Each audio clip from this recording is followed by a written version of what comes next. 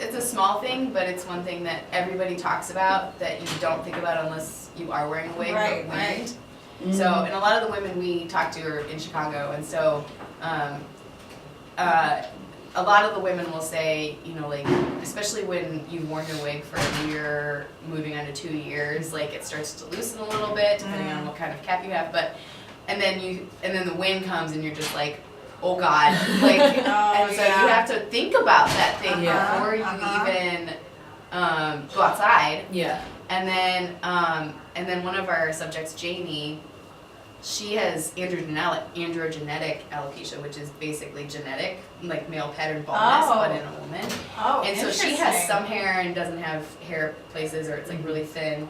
And she's bought like just a ton of wigs, and then none of them really work, especially some of them because of her specific kind of alopecia. Yeah. She had a hair transplant, which is really, most women don't do it. A lot of hair transplant places won't do women because it's too risky. Yeah. And she did it, and then she was telling us later that wind is still a problem even now that she has her own hair back, because now it's just she's a weird feeling that she's not. She like, feels the wind in her hair, and she can feel like every follicle on her head moving. Oh my, okay. And so she's like, it's distracting when she goes outside. So those are the kinds of things where it's like, oh, that is one more layer of thinking in your day that you wouldn't have to if you have all your hair. Yeah. Right. Or even just like for me, like I don't really have any nose hair anymore, and like the amount of work that your nose hair does, I did not realize.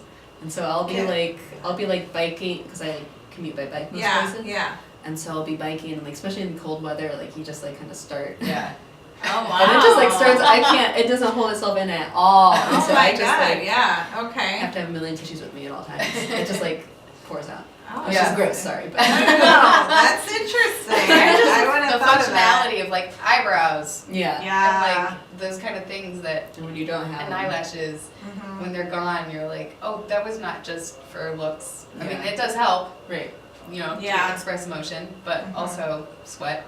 Yeah. Right. Right. Oh, that's interesting. Yeah. And it's like it compounds itself because you don't really notice it like changing the way you interact in the world, but it really does, especially when you like have a wig that doesn't fit right and like isn't really what you need or isn't high quality. Right. Yeah. Sure, you like, you know, consciously you're just like, oh, this kind of sucks, but subconsciously it changes the way you move, it changes the way you act, it changes the choices you make every day just to be able to function in the world.